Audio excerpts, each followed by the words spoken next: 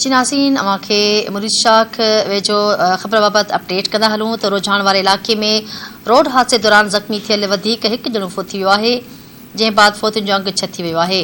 अफ़सोसनाक ख़बर अवांखे ॾियूं पिया, रोड हादसे सबबि ज़ख़्मी थियल पोरियत इस्पताल में ज़िंदगी जी जंग हाराए वियो। पुलिस जो चवणु आहे त हादसे में फोत थियल पोरियत जो तालुक़ु सोलंगी बिरादरी सां आहे।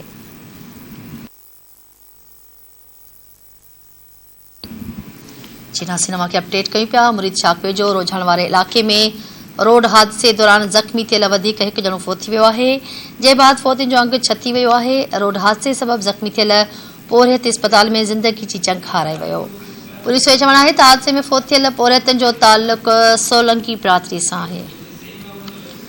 अवांखे अपडेट कयूं पिया, मुरीद शाख वेझो रुझान वारे इलाइक़े में रोड हादसे दौरान ज़ख़्मी थियल वधीक हिकु ॼणो फोत थी वियो आहे, जंहिं बाद फोतियुनि जो अंगु छत थी वियो आहे।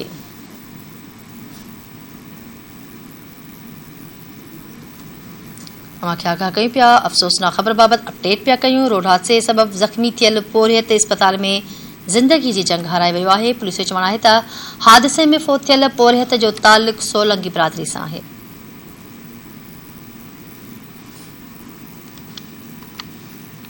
अवांखे अफ़सोसनाक ख़बर बाबति अपडेट पिया कयूं। मुरीद शाख वेझो रोझणा वारे इलाइक़े में रोड हादसे दौरान ज़ख़्मी थियल वधीक हिकु ॼणो फोत थी वियो आहे, जंहिं बाद फोतियुनि जो अंगु छत थी वियो आहे।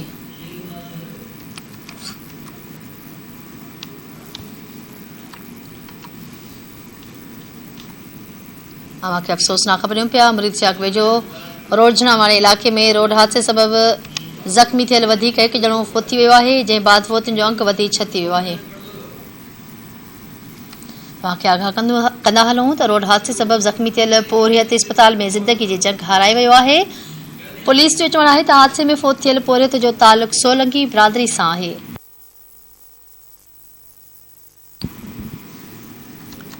अफ़सोसनाक ख़बर बाबति तव्हांखे अपडेट करे रहिया आहियूं। मुरीद शाख वेझो रोझणा वारे इलाइक़े में रोड हादसे दौरान ज़ख़्मी थियल वधीक हिकु ॼणो फोत थी वियो आहे।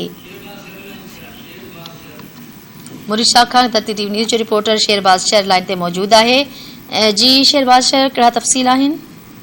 जी बिल्कुलु फौजिया, ऐं तव्हांखे ॿुधाईंदो हलां त हीउ पंजाब जे इलाइक़े रोझान इंडस हाईवे 74 पुल वटि अफ़सोसनाक वाक़ियो पेश आयो आहे। रक्षा खे टकर लॻो आहे, जंहिंजे नतीजे में